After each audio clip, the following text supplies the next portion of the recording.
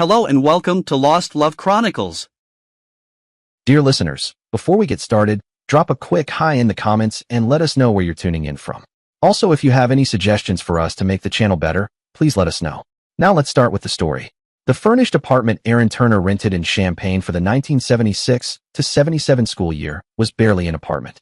The main room was no bigger than the single dorm room he'd had before. The bathroom was a tiny triangle carved out from what used to be a larger space. The other half belonged to a neighboring unit. The kitchen was so small the refrigerator didn't fit inside. It had to sit in the bedroom. That was all there was. The furniture looked like leftovers from previous tenants who hadn't bothered to take it with them. A kitchen table also in the bedroom, 2 mismatched chairs, a twin bed, a dresser, a nightstand, and a floor lamp. Without off-street parking, this place was near the bottom of the market for off-campus housing at the University of Illinois. Still, that was reflected in the rent. Both the refrigerator and stove worked, and the kitchen had more cabinets than Aaron thought he'd ever need. Aaron's eating habits made the refrigerator essential. He usually had cereal for breakfast with milk and sugar. The milk needed to stay cold, and the fridge kept ants away from the sugar. For lunch or dinner, he opened canned foods like baked beans, beef stew, or pasta from Chef BRD. He rarely finished a whole can at once, storing leftovers in the fridge for the next meal. For salad, he ate lettuce with ketchup or plain cabbage, keeping both chilled. He'd been told vegetables were important for health, so he stocked frozen peas, heating a portion on alternate days to eat straight from the pan. When Marissa first visited, Aaron skipped the peas. She probably got enough vegetables in her sorority, and he needed the saucepan. He put some water on to boil, then placed a can of spaghetti in the hot water to warm. When ready, he served the meal on plates with lettuce alongside. He took out the salad dressings he'd bought, and, guessing Marissa might find ketchup too informal, chose French dressing for himself. After hanging up his clothes and making the bed to prepare for her visit, they sat down to eat. Though Marissa didn't comment on the meal, Aaron sensed she didn't think much of his dinner. Later, in bed, despite the creaky and not-so-sturdy bed frame, she was enthusiastic, so the simple meal hadn't put her off. Still, Aaron didn't want the bed to collapse under them. Having spent 3 summers working at a hardware store, he'd picked up some carpentry skills. Unsure how others managed furniture repairs, he bought some tools and corner brackets and tightened the bed frame. Fixing the floor lamp was next, but that project would wait until Marissa was busy with rush week and away. Even with the extra responsibilities of managing his own place, a modest one, at that, Aaron found the start of his junior year manageable. Over the summer, he'd worked through half of his partial differential equations textbook. Though he still read chapters before lectures, the concepts were familiar, not confusing. He wasn't taking physical education, which saved a few hours weekly and gave him more control over his time. His last distribution requirement was anthropology, which involved a lot of reading, a task Aaron didn't mind at all. In the EE courses, he had to work as hard as ever. He'd received AS in the prerequisites, but so had the students with whom he was really competing. By this time, they'd sorted themselves out, and the competition, while unspoken, was fierce. The students who were happy with BS, and the others who just wanted to pass, occupied chairs. They didn't, however, count. He was a guest at Marissa's sorority for Sunday dinner.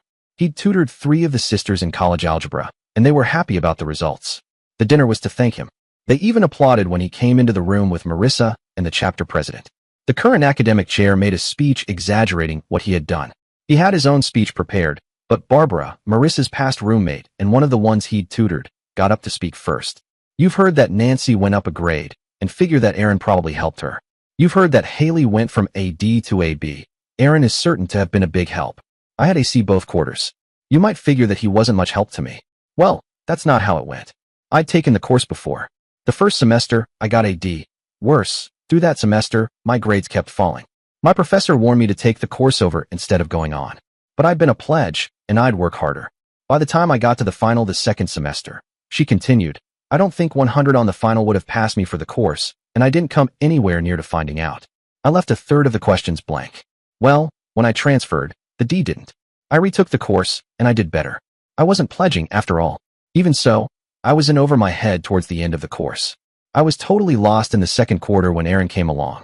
So, my C is as much to Aaron's credit as the others' BS. Luckily, that fit into the opening of his planned response. Well, I'm complimented, he said. But, really, I didn't take the tests. These 3 did. And I didn't learn the stuff that year. These 3 did. You'll hear that you have to work to learn math, and that's 100% true. On the other hand, when people say to me that they'll work harder, I ask myself whether they shouldn't be working smarter instead. I hope I helped Barbara, Nancy, and Haley to work smarter. You have to read the book before the lecture. You have to listen to the lecture. You have to read the book after the lecture. If there's a discussion section, you have to go to that section with concrete questions. You have to solve the homework problems for yourself. That's the work you have to do to learn any math course. And math is a series of stair steps, he continued.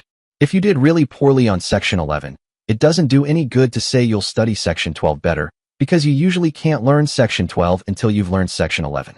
Sometimes, section 12 doesn't depend on section 11, but section 15 will. Anyway, you're going to have to learn section 11, or fail the course. It only makes sense to learn it when the professor is teaching it. It is really easier then. You'll get tested on it then, and the rest of the course will be less confusing if you do. Now, I'm really grateful for this good food, great company, and kind words, and now for the stinger. But I've sent word to Laura, and I'm stating publicly now. If there is a group who want tutoring in college algebra this quarter, I'll make some time free. I can't guarantee being free next quarter. You see, I took my book on partial differential equations home with me over the summer, and I got sort of on top of the first half of the book. I don't know it well enough, but I have a head start on most of the rest of my class. I'll have some time to spare. On the other hand, I can't guarantee to have any time free next quarter, and I will guarantee that I won't be willing to tutor anyone spring quarter that I haven't tutored fall quarter. Basically, falling behind makes both the student's job harder and the teacher's job harder, and I won't have time to help someone who makes my job harder. Now, Marissa assures me that you have something more important than studying to do fall quarter, but that's your choice. The president replied to the warning in a quite friendly manner. As he and Marissa were going out, his 3 ex-students blocked anyone from following them. They stopped on the porch. You have a fan club, Marissa said. Who expect us to smooch, he said. Be ashamed to disappoint them. And so, they had a great kiss. His hands swept down from her shoulders to her rump. He needed that while he pressed her length against him. Then, though, she had to go back inside while he went home. With Marissa shut up in the sorority house doing rush, he bent his attention to the lamp as well as to homework. Back in Evanston, Mr. Schmidt, the manager of the hardware store in which he worked summers, had known that he was going into electrical engineering. He had him substitute for Jeff or Will, the electrical guys, when one of them was on vacation. The other one would fill him in on what they knew. There is absolutely no relationship between house wiring and electrical engineering. Going into ophthalmology? Let me tell you what I know about using mascara on eyelashes. That's I care after all. On the other hand, Aaron associated the resistance to useless knowledge with high school football players, whom he associated with the worst bullying he'd ever received. He wouldn't resist any knowledge. And, now, he was using the 2 lectures he'd received on rewiring a lamp. The plug was on the side of the bed he habitually faced when reading in bed, and the cord was too short to put the lamp on the other side. So, the light tended to shine into his eyes rather than on the page. The light was turned off and on by an old pull chain, which was none too reliable and would tilt the lamp over if pulled too enthusiastically. He removed the cord and installed a much longer one with a plug he considered more reliable. He taped the cord to the top of the headboard when he put the lamp on the side where he wanted it. Then he installed a small rotary switch in the cord where it was next to the middle of the headboard. Now, the pull chain was always on. Rather than stretch and risk pulling the lamp over on himself when he was done reading in bed, he merely needed to reach up to the headboard and push the rotary switch with his thumb. He'd never considered himself a craftsman, but, with the changes to the bed and the lamp, his room was much more comfortable. Monday, Wednesday, and Friday, Aaron had a course in electrical motor design. Friday, right after the discussion, they had lab. Aaron's lab partner was Tom, another guy who wouldn't be happy with AB in the course. Neither of them was particularly dexterous in wrapping motors, but they persevered. This Friday, he went immediately from the lab to pick up Marissa. She was going to cook dinner for him in his room. What else she'd do in the room was nothing they could discuss while she was on the phone where anyone from her sorority could overhear, but he was looking forward to that much more than to the meal. After they left the sorority house with a shopping bag, they stopped at a grocery store to fill another. She could say what she wanted about the wastefulness of living out of cans, but the bill he paid was much more than the cost of the meal he'd cooked. When he opened the car door for her at the apartment house, he presented her with her own set of keys. That one's to my room. The other is for the front door, but it won't be locked this time of day. Why thank you, Aaron. I don't expect to be here when you aren't. Well, no, he thought, but she was always welcome, and he wanted her to know that. After a quick affectionate moment, Marissa put the food away and then arranged her belongings in the space she used. She wasn't moving and she had made that clear, but having some of her things around gave Aaron comfort. When he looked in the closet or saw her dresser drawer, it reminded him of her and helped ease the quiet moments when he missed her. When she finished settling in, she came over to him for another brief embrace. They prepared for bed together, putting away their clothes and pulling back the covers. Outside, the daylight was fading. The room wasn't brightly lit, and the bed was tucked into a corner away from the windows. Even so, in the soft light, Aaron thought she looked beautiful. He appreciated the quiet closeness of simply lying beside her. After a while, she sat up and said with a smile, "I'm going to feed my man." Then she headed to the kitchen to cook spaghetti. Aaron had spent hours watching Mrs. Bryant prepare meals, but she was a professional cook. Marissa, in contrast, followed many of the same steps, but in her own relaxed way, boiling water for the pasta, browning hamburger, chopping an onion and green pepper, adding them to the sauce, cooking frozen broccoli, and preparing a simple salad by tearing lettuce into small pieces. Wearing one of Aaron's shirts like a robe and an apron over it, she moved around the small kitchen with cheerful focus. The kitchen was tiny even for her, but she made it work. Aaron sometimes wondered whether all the steps were necessary. They could have just eaten the lettuce as it was, after all. But the results were delicious, and Marissa clearly enjoyed making meals her way. "Leave the dishes," he offered as she began to clear the table. "I've got plenty of time to do them. Do you have dish soap?" she asked. "Sure," he replied. "I picked some up after your first visit." She had stayed in her apron for dinner, perhaps still in housework mode.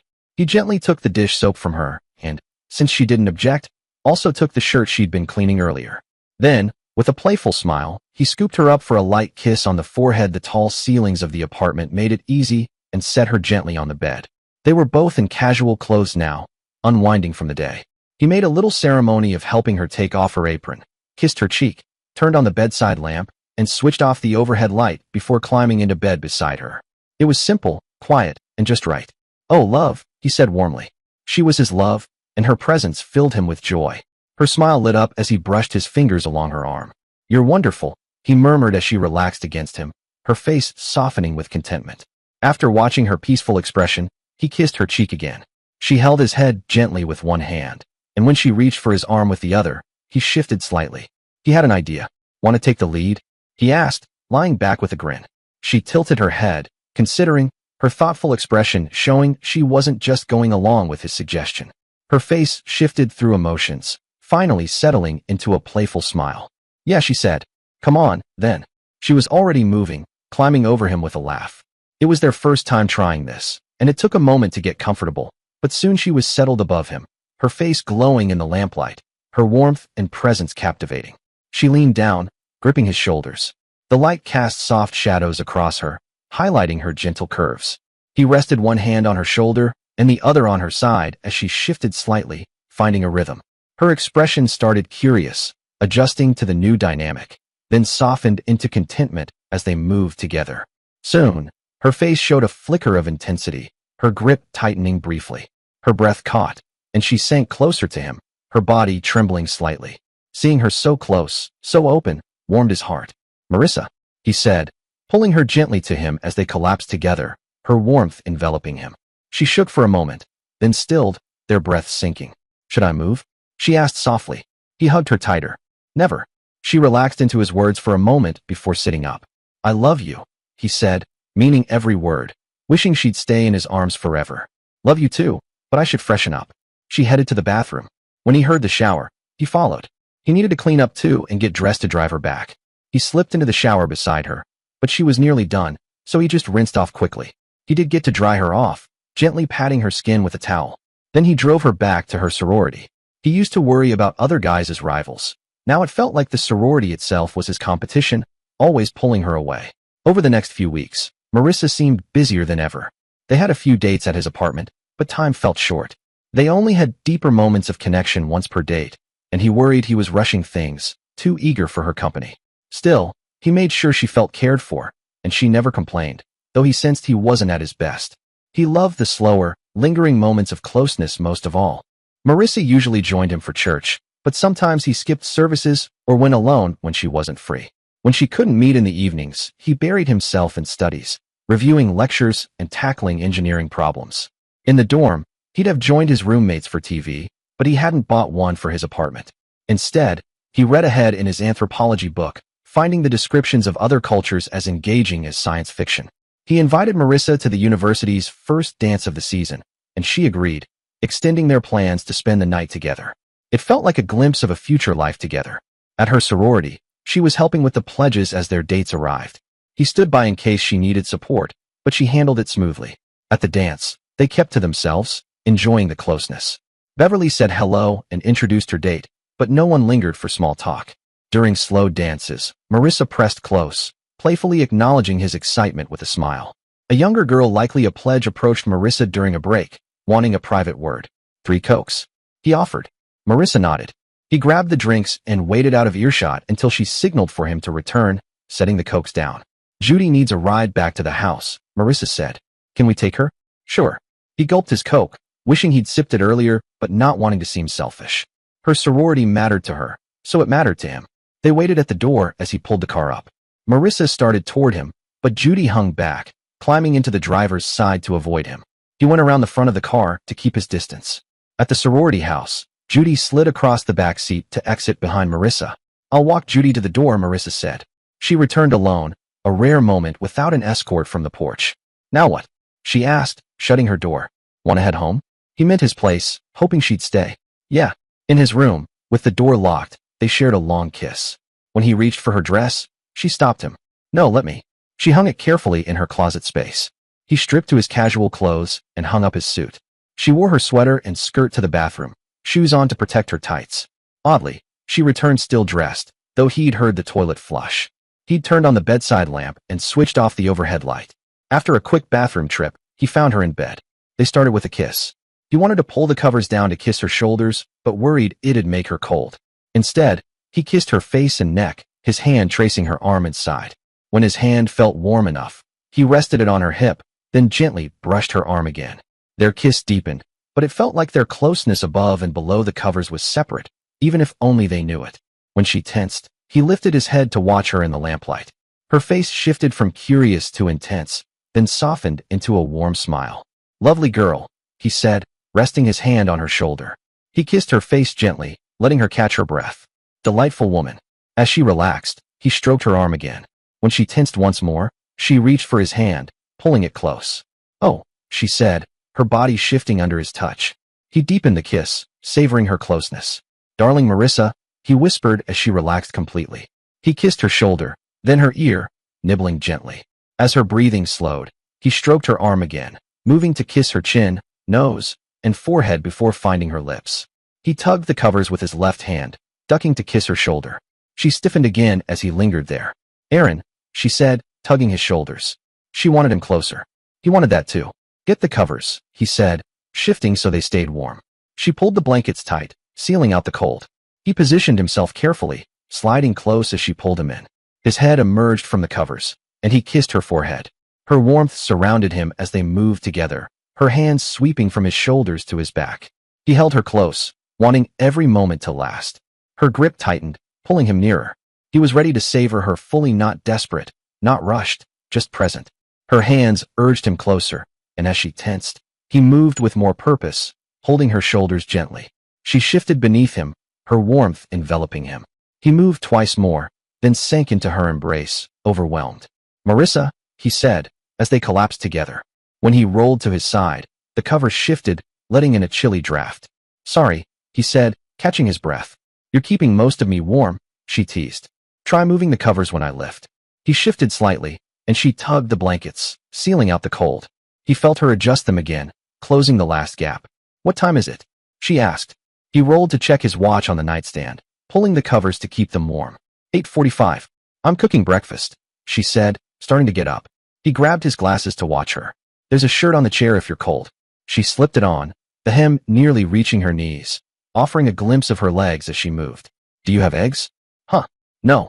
He made the bed, knowing she'd expect it. Butter? Margarine? No. Do we need them? She'd shopped for dinner, so he figured she'd have gotten anything she wanted. He was happy to pay but couldn't guess her needs. What do you put on your toast? She asked. No toaster. No bread either. Why do you keep sugar in the fridge? Her sudden shift in topic was a relief from the why don't you have questions. Ants, he said. Landlord warned me. They like sugar. A sugar canister keeps them out. So does a fridge. Besides, it came with the apartment. I don't use much space in it. What were you planning for breakfast? Do you like cornflakes? I've got Wheaties and Cheerios too. Quite a variety for a guy without bread, she said, a hint of sarcasm in her voice. The cornflakes are open, but I didn't know what you'd want. I've got several bowls too. She laughed. Aaron, you're impossible. He set the table, grabbing everything but the cereal. Which do you want? Cornflakes are fine. He seated her and loosened the clumpy sugar before passing it. I need a robe, she said. Yeah. He wanted her to feel at home, but hesitated to suggest she keep things there, knowing she'd resisted moving in. Should I buy you one? Mine's dirty. I'll get the robe. Grab a pencil and paper. Her tone was firm, like a teacher organizing a classroom. He complied. Did you like me staying over? Yeah. Even without the deeper moments, having her beside him was perfect. I did too. But before I stay again, you need to get a dozen eggs, a pound of butter, a sugar canister. Coffee. I have instant, he admitted. Can I have some? He made coffee for both, noting she took milk. He'd ask if she wanted creamer later. Bread and a toaster, she added. He scribbled it down. Toothbrush too. I'll get that, she said. I should have thought of that, he said, kicking himself. He'd been dreaming of her staying over since he moved in. Aaron, I should have thought of it. How do you live like this? The food, I mean. You eat well at home, don't you? Sure. Dad makes coffee. Mrs. Bryant cooks great dinners, lunches when I'm there, and sack lunches for school or work. Weekends, we might eat something cold, go out, or order in. There are leftovers for snacks. I wonder what happens to them now that I'm here. So why don't you eat like that here? I can't cook like that, can't cook at all, really. Okay, she said, I've seen that. But you can heat up cans, serve them in a bowl, cook veggies, put them in another bowl, make a salad. That's eating well. You have to eat veggies and salad or fruit, or you'll get sick. But not all at once. What did you eat for lunch yesterday? How'd you eat it? Well, beef stew is covered with fat on top if you eat it without heating. I had beef stew for lunch. I put the can in the saucepan and heated it up. Since I was in the kitchen, I ate it there. Then, I came out and cut off a chunk of cabbage and ate that. I did cabbage instead of peas because I'd used the saucepan. You ate in the kitchen? She asked. Standing up? Well, the choice was to stand or to sit on the stove top or the sink. Sure. I was alone. And do you eat standing up when you're in Evanston? Only snacks. Snacks only. Mrs. Bryant tells me to sit down if she's going to fix something for me. Not every time. She told me years ago, but it's a rule. Aaron, do you eat most of your meals in this apartment standing up? Not breakfast, he said. I've got a bowl then, and it's easier to sit down. Well, you have a plate at dinner, don't you? She asked. Here? Not unless you're here. Anyway, except for breakfast. This table is usually covered in books and stuff. I don't have anywhere else to study. I clear a place every night so I can get breakfast without thinking about it. Okay, if you're worried about ants, you should rinse out the bowls now. Don't bother with my cup. I'll have another cup before I go. Okay, she was giving directions. That was one hell of a lot better than expecting him to guess her rules. While he was rinsing off the dishes, she went into the John. When he heard the shower running, he could picture her. Well, reality was better than imagination, and touch was better than seeing. Besides, she might not know which towels were hers. He took his glasses and watch off again and followed her in. Aaron, let me wash you. She didn't resist, so he started. She was just as nice to touch through a film of soap. You can do your face. I'm afraid of getting soap in your mouth. The closer washcloth is yours. She washed him too. Then, they dried each other. He was glad he'd left plenty of leeway in his morning timeline. Drying himself usually took maybe 1 minute.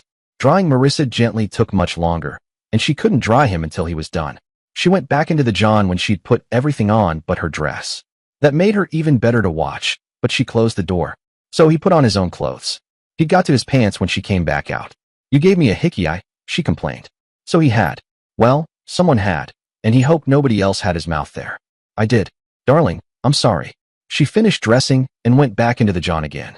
She fussed in front of the mirror and then came out. He'd finished dressing except for the suit coat and the outer stuff. It wasn't time to go, though.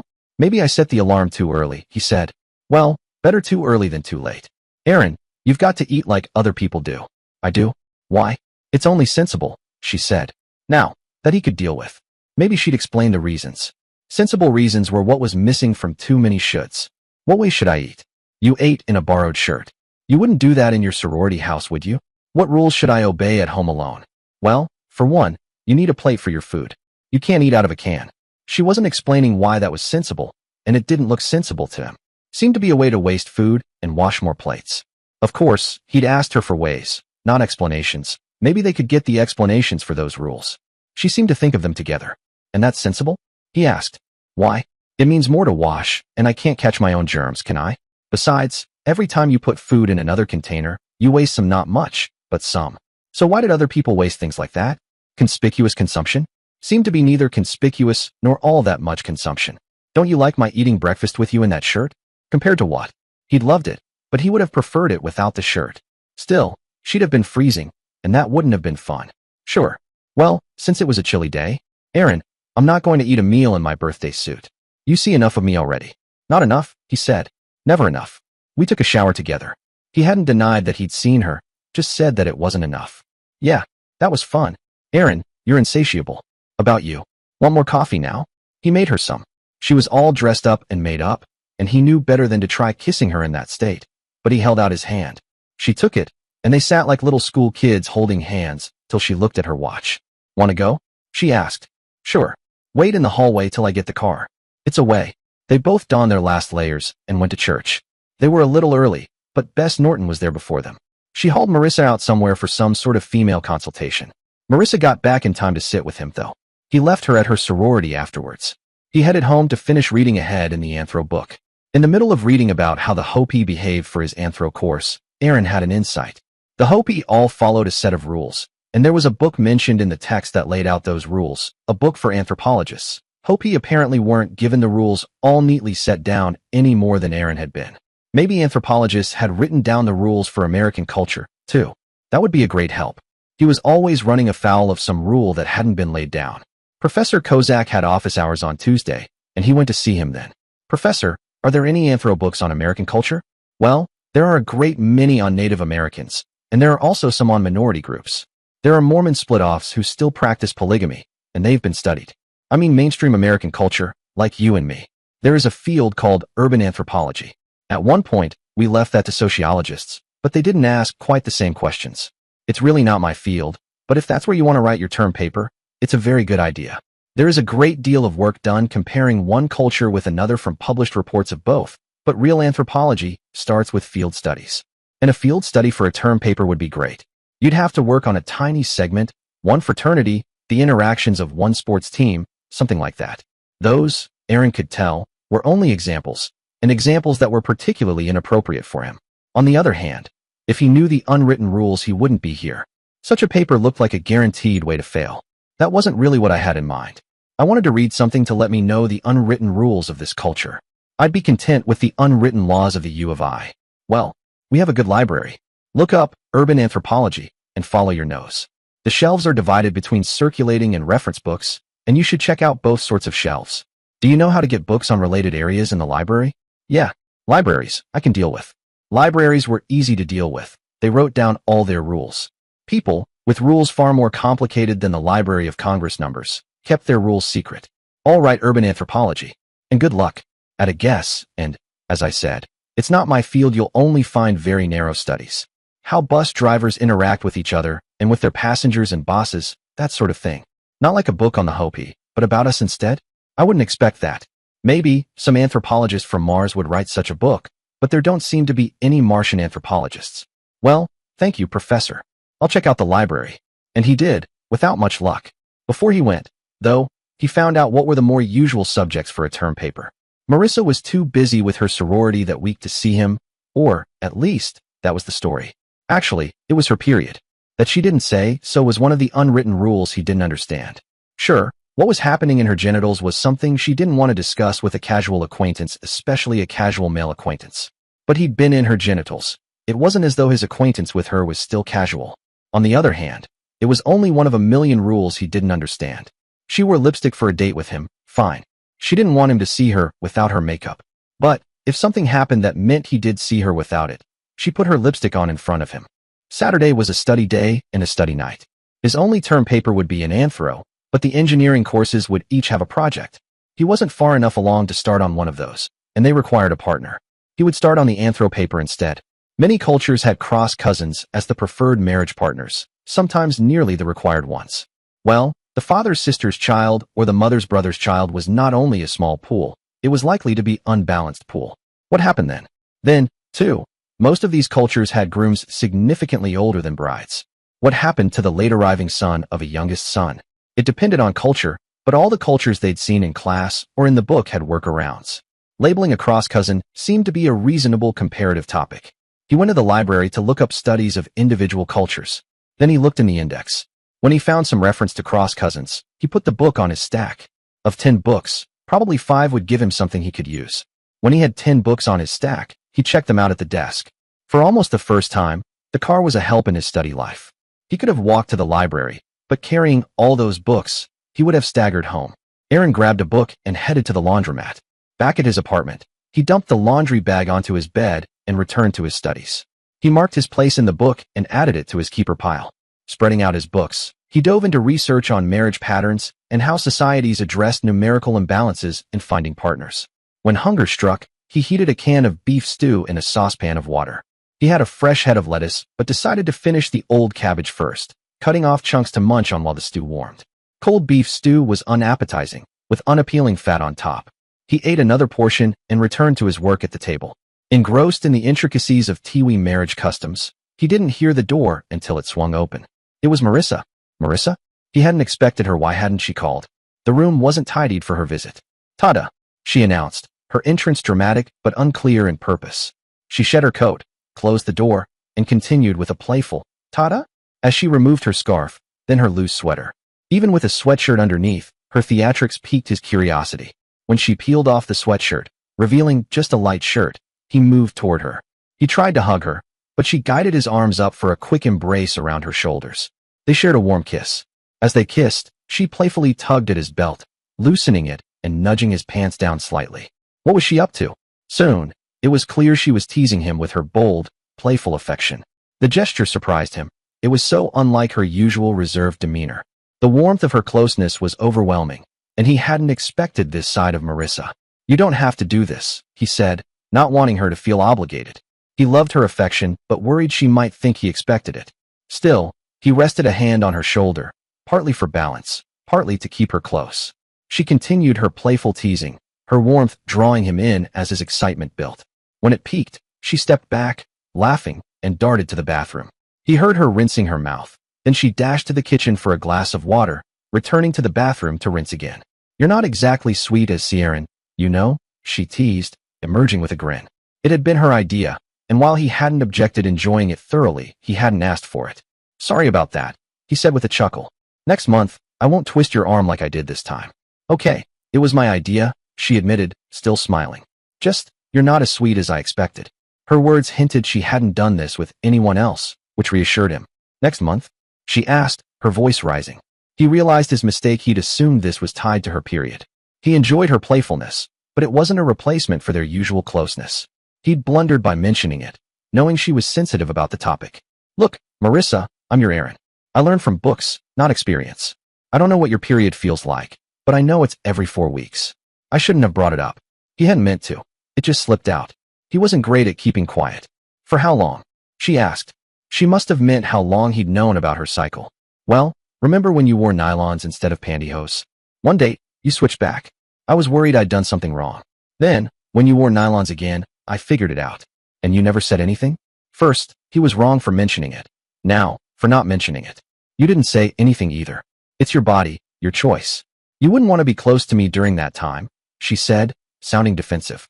"Now you're putting words in my mouth. If you don't want closeness now, I get it. It's just 1 week in 4, and it's not like you're choosing someone else over me. But it's your call. I always want to be close to you. I love you, not just sometimes, always." "Aaron, you're weird," she said, but her tone was fond. He couldn't argue with that. He often felt the rest of the world was the odd one. Still, he hadn't been that weird here. "Well, yes, but loving you isn't the weird part. Speaking of closeness, can you stay tonight? You've got church dresses in the closet." "I don't have any tampons," she said. "An easy fix. Want me to run out and get some?" If she put her coat on, she'd layer up again, and who knew when she'd relax. "Aaron, you're not buying tampons," Marissa said firmly. "I'll get them." Well, that ended any chance of lingering closeness for now, but her company was more than enough. And, implicitly, she was agreeing to stay. "I'll walk you to the store," he offered. She dressed, and they headed to the narcotics store. Back at the apartment, he put away his laundry and handed hers over for her to store. The box of tampons went into her drawer. That night, she slept beside him, setting a playful boundary that he couldn't touch her below the waist. The rule only applied to his hands, though. They woke early, with no plans for deeper intimacy, and shared a warm shower. She cooked while he watched, appreciating her movements. She dressed casually, swapping her usual outfit for a robe, before starting the meal. Sunday afternoon, Aaron returned to his anthropology books. None fully explained Marissa's complexity, but they'd crossed one unspoken barrier. He hoped she'd stay over the next Saturday night, too, especially since she'd left her tampons in the drawer. Holding her in his arms had been surprisingly restful, despite the spark of excitement her presence always brought. How could someone so captivating bring such calm? It was almost frustrating in its quiet perfection. The week went smoothly in class. He got a test back in PDE. Professor Lundgren didn't assign letter grades, but Aaron's 92 seemed like a territory, especially amid classmates' grumbles. Several library books weren't useful for his paper topic, so he returned them, picking 2 more with cross-cousin in the index. Life felt good, like the carefree youth others claimed high school had been. Aaron was healthy, focused, and free from the high school bullies who hadn't made it to college or had matured. Passing them in a small high school's halls, sharing gym classes, had been tough. At a sprawling university, they were just faces in a crowd. The academic types who mourned the anonymity of large lecture halls probably hadn't been bullies, just clueless. His engineering and math classmates knew him, but to others, he was just another student, which spared him a lot of hassle. His final gym course lumped in his mind with high school PE had been surprisingly pleasant, and his last distribution course was proving fun. What Aaron didn't realize was that school felt better because he had more time for it. He'd dropped activities he'd only done because others called them fun, and his mental exercises now doubled as engineering homework. He spent less waking time on Marissa, though their moments together were more enjoyable. She was with him more often, but much of that time was spent sleeping. Their moments of connection were only slightly more frequent, yet sharing them with her made them special. He still dreamed of a future together, but worried about her less. Living on his own meant handling food and housing, tasks the university once covered, but he kept effort minimal. Beyond staying fed and dressed, he focused on school, and Marissa, though her sorority, limited their time. One weekly visit meant changing bed linens, tidying the room, and washing dishes. He reused his cereal bowl, cup, glass, and silverware, only changing clothes when expecting Marissa, except for daily underwear swaps. He shaved with an electric razor each morning and used a blade before dates or Sunday mornings with her. When he drove to Zeta House to pick her up, Aaron felt content with life. Marissa came downstairs with an armful of books, but he barely noticed, too caught up in the joy of seeing her. They shared a warm embrace, though she slipped out of bed sooner than he'd hoped, leaving him wishing to hold her longer. "It's not fair, I know," she said, "but I'm behind in 3 of my classes. Tomorrow, I'll catch up in 1, but I've brought the books for the others with me." Just why that was unfair, he couldn't see. He'd rather see her writhe on his bed until he was erect again, but they never spent their time that way. If they weren't going to spend their time in sex, but were going to spend their time together, what the activity they did together hardly mattered. "Well, we are in school after all. We'll study together different subjects but across from each other. I haven't even planned out the dinner." That a dinner needed planning was another of Marissa's odd opinions. She was too sexy to argue with, but some of her notions were very strange. "Want me to open a can? The one in the refrigerator had his germs. Besides, there was only 1 serving left. I won't go that far. I'll cook, but I'll cook from your cans. What did you eat last?" "Beef stew." "Why?" "So I don't cook it." "Why not?" If she insisted on heating the food, that was one that needed it. Besides, she ate less than he did, and most of the other stuff came in 2 meal cans. Leftover beef stew, including the can in the fridge, would be easier to break into meals. Why not? It's really one that needs heating. The others don't. Besides it, and the baked beans come in the largest cans. Having you here to eat one makes sense. "Aaron, you can't eat the same thing 2 nights in a row." Usually he didn't. "Why not?" "Not that I do it all that often. Like I said, only baked beans and beef stew. Usually I start a can at lunchtime and finish it for dinner, or vice versa." Despite the explanation, she cooked lasagna as well as veggies and a fancy salad. When he cleaned the dinner dishes off the table, she set her books down in her place. He got out one of the anthro books which would be really useful for the paper. He started the cards. He'd been going to wait until he'd sorted out all the books he wanted, but that would take too much table space the way he worked. Studying across from her was fun, and he could look at her and see how pretty she looked when she was concentrating and how she fit in. She even had her regular spot at the table in this apartment. Hours passed. 10 o'clock, Aaron announced, glancing at the clock. "Need more study time? Want to call it a night?" Marissa asked. He was eager to spend time with her, but he didn't want to sound too forward. "Let's," he agreed. She began peeling off her layers, a process less interactive than if he'd helped, but still a joy to watch. It was quicker, too, and the chilly night called for speed. She took her time in the bathroom but emerged wrapped in a towel, darting to the bed and slipping under the covers a charming sight. After his own quick bathroom trip, he joined her. She was watching him with a playful smile, and he figured turnabout was fair play. She could watch him as much as she wanted, just as he loved watching her. His hands were cold, so he stuck to kisses at first.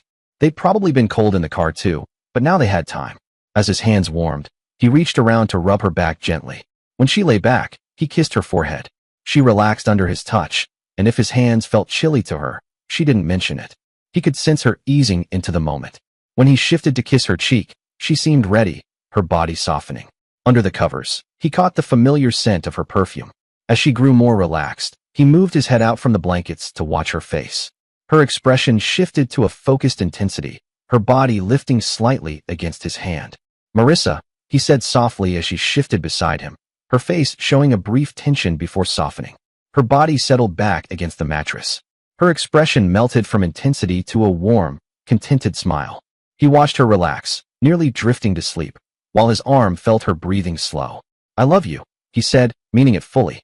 He adored every side of her, but especially these quiet, close moments. He began rubbing her shoulder again, and she leaned into it, welcoming his touch. As she grew more focused, her expression turning thoughtful, she reached for his hand. He wanted her closeness even more, but worried too much contact might overwhelm the moment. He gently shifted to keep things calm. "Okay," he said, not wanting her to think he was pulling away. He moved to lie beside her, pulling the covers over them both. "Like this?" She nodded, and he settled closer, feeling her warmth. "Oh, Marissa." Her presence enveloped him as they lay close. He kissed her, lifting slightly to watch her face as they shared the moment. "Love you," he said, cherishing her warmth, her spirit, her willingness to be close. "Love you," she replied, her body meeting his with gentle movements, tucking the covers around them both with care. He watched her face, catching her glance down at their closeness. She always looked lovely, but in that moment, her expression was full of affection. Then a flicker of intensity crossed her face, her body shifting closer. "Oh, my love," he said, moving with her. "Oh, my love," he repeated, caught in the moment. "Oh," he murmured as the warmth of their connection overwhelmed him. He collapsed beside her, resting partly on his elbows but mostly against her softness. They lay there, catching their breath, her warmth steady against him. When he found the strength, he rolled to his side, facing her. "Want to lie in my arms?" he asked. She, the delightful woman, shifted back until he was holding her.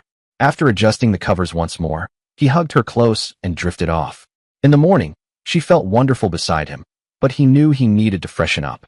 He hurried to the bathroom, took care of necessities, shaved, and brushed his teeth. When he returned, she took her turn, looking charming as she walked there and back.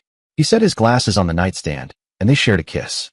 She leaned into it warmly, but afterward, she slipped on her robe and started cooking breakfast. That, too, was a treat. "I like your breakfasts better than mine," he said, grinning. "Well, I enjoy cooking for you." "Aaron, do you think I do a lot for you?" "Yeah," he said easily.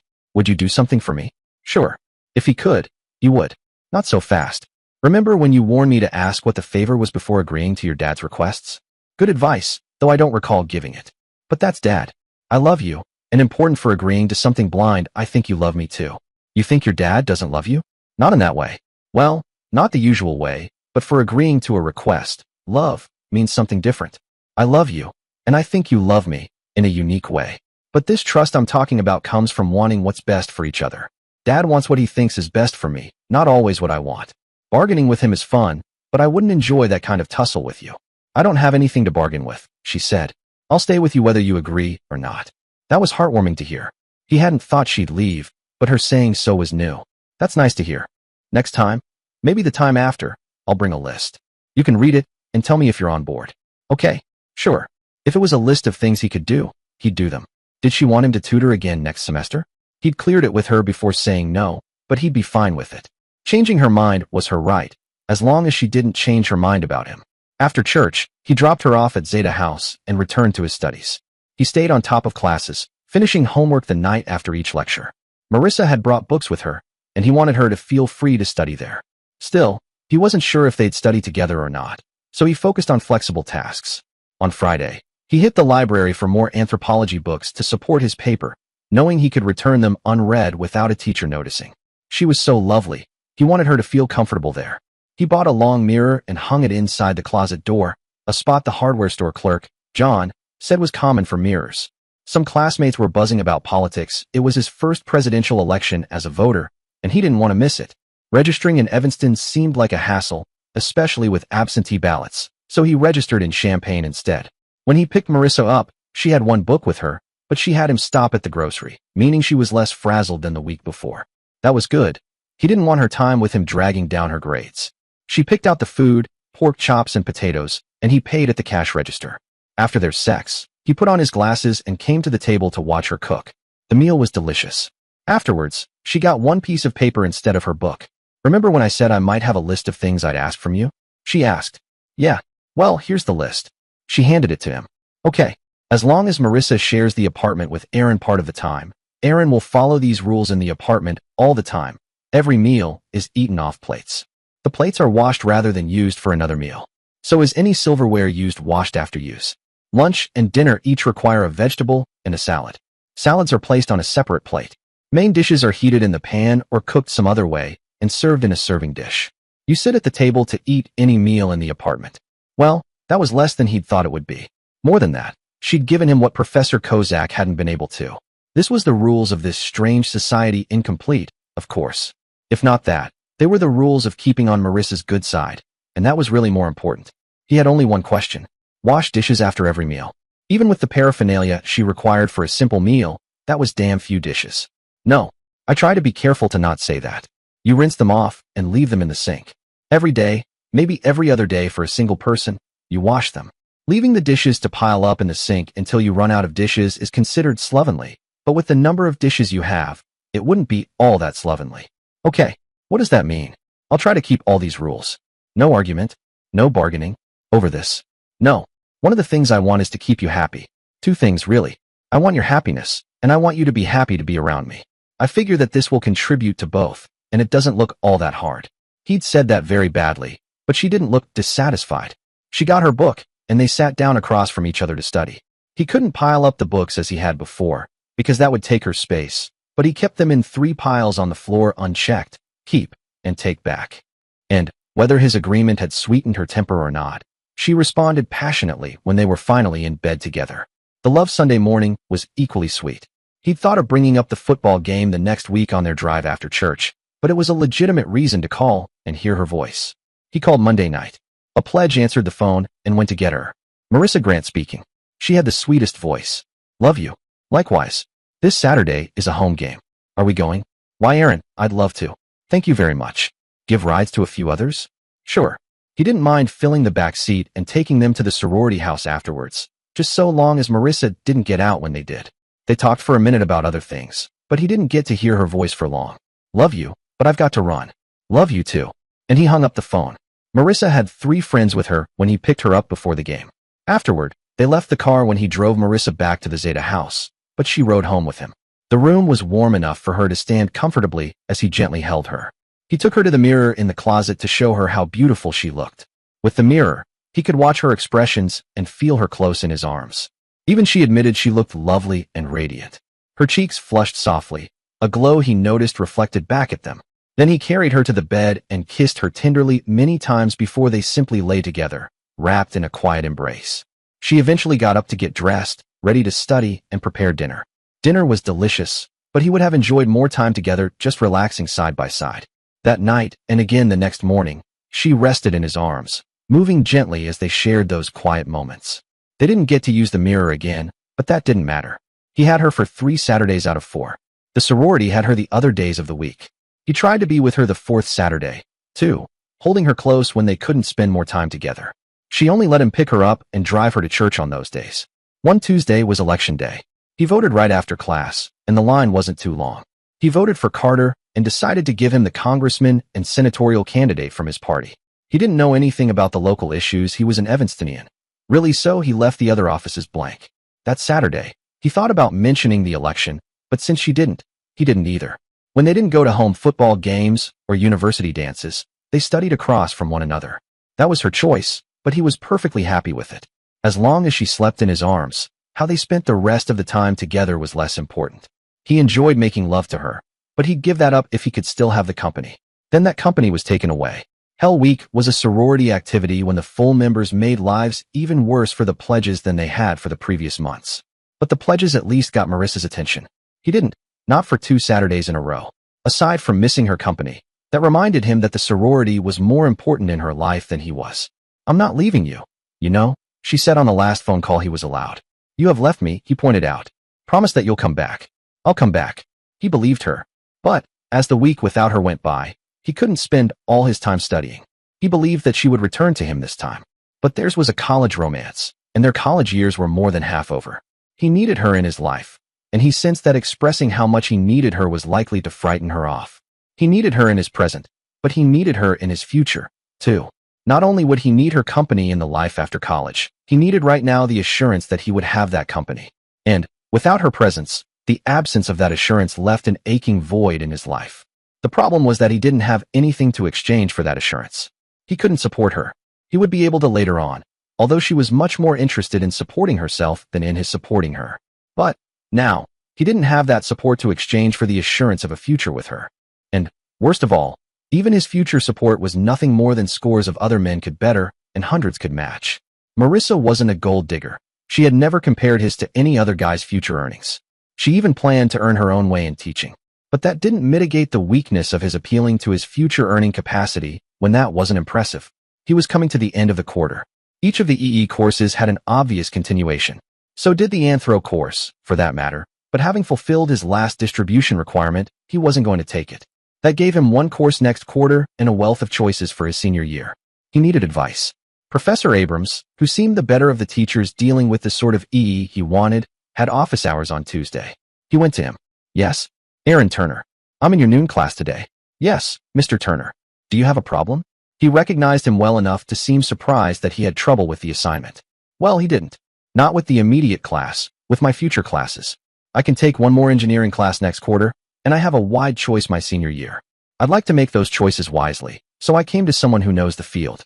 "You're interested in power or in information?"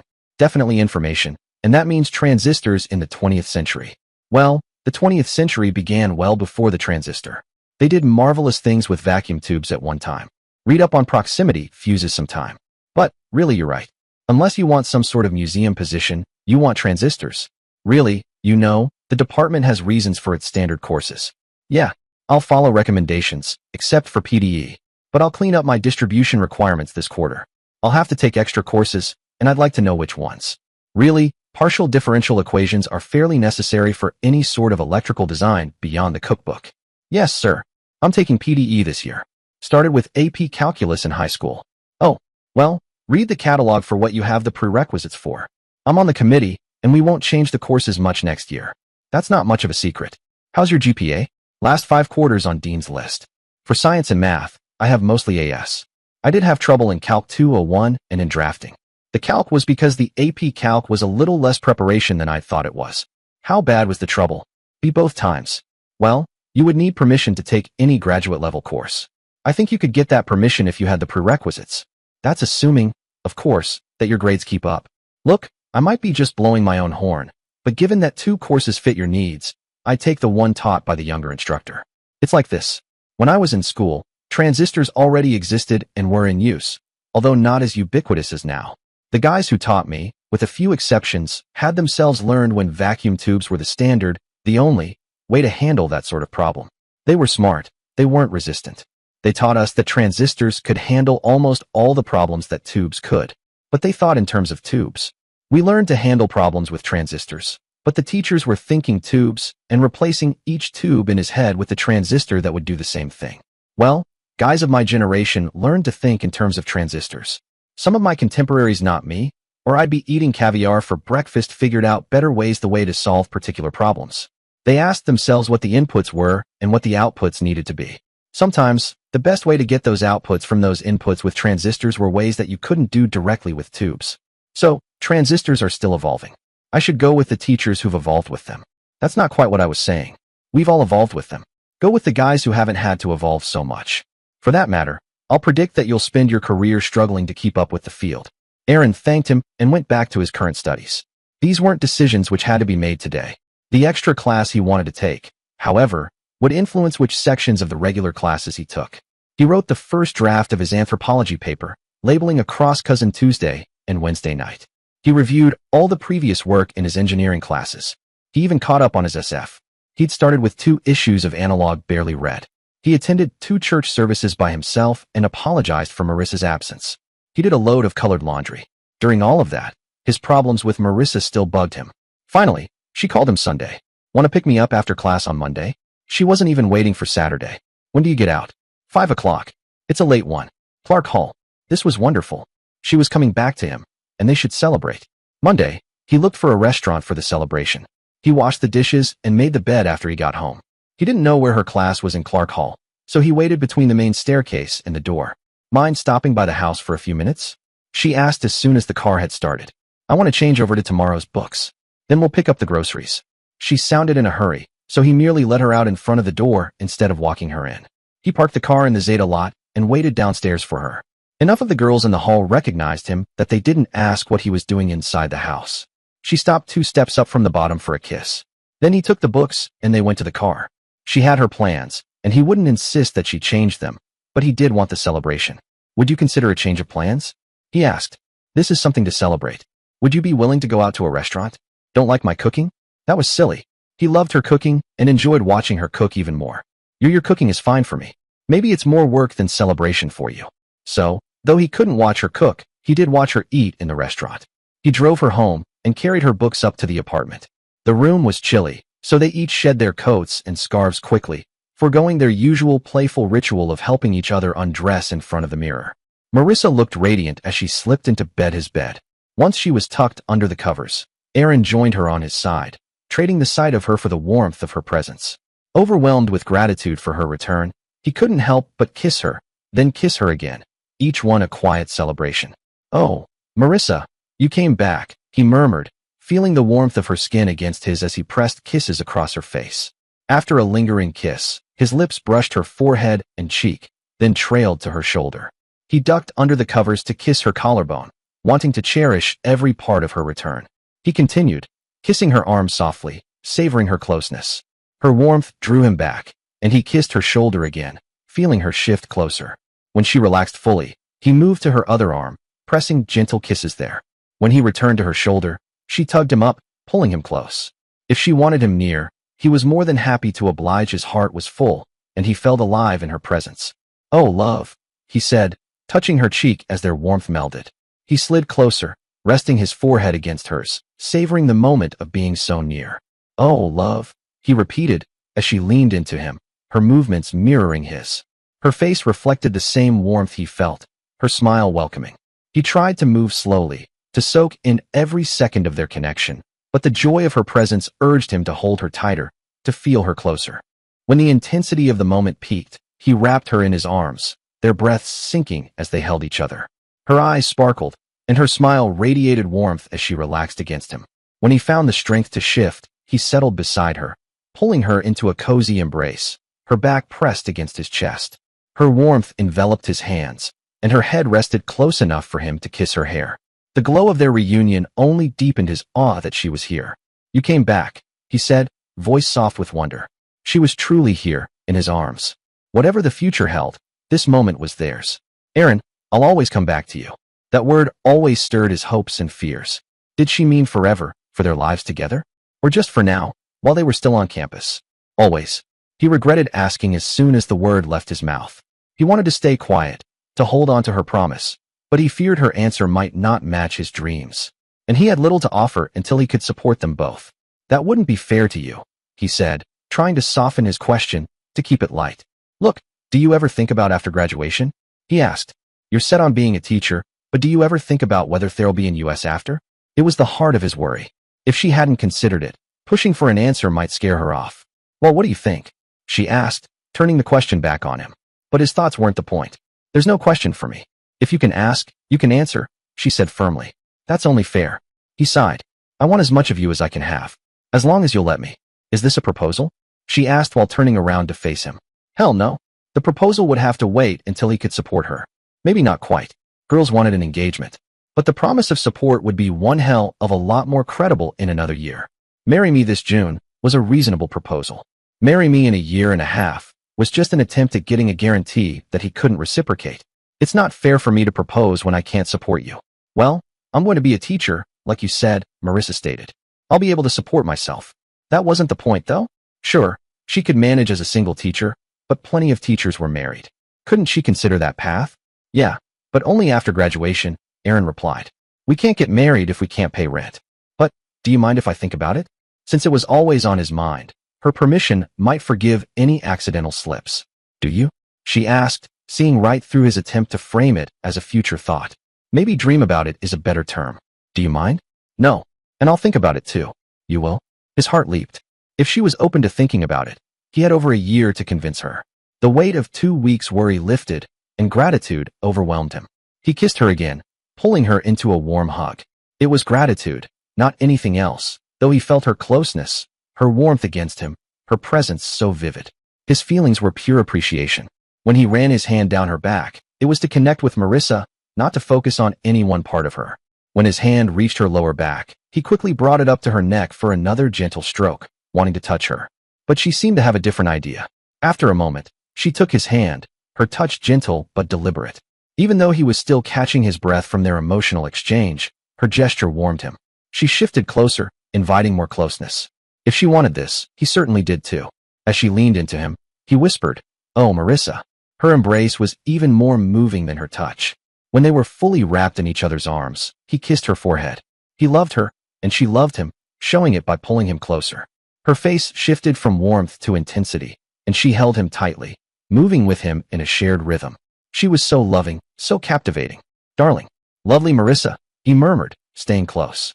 Soon, she was caught up again, matching his movements. He tried to pace himself, wanting to share every moment with her, but the connection was too strong. He held her shoulders, pulling her close in a final, heartfelt embrace. As their emotions peaked, she moved with him, their bond deepening. He sank into her warmth, propping himself slightly to keep from overwhelming her. "I love you," he said when he'd caught his breath. He shifted them both, moving so he wasn't resting on her. "And I love you." She tugged at the blanket he'd pulled away in their shift, and he lifted himself to free it. They lay there, gazing at each other for precious minutes, lost in the moment. But soon, her eyes clouded with other thoughts. She got up, dressed, and settled at the table to study. She was in his room, in his life that was enough. He couldn't expect her to stay wrapped up in him forever.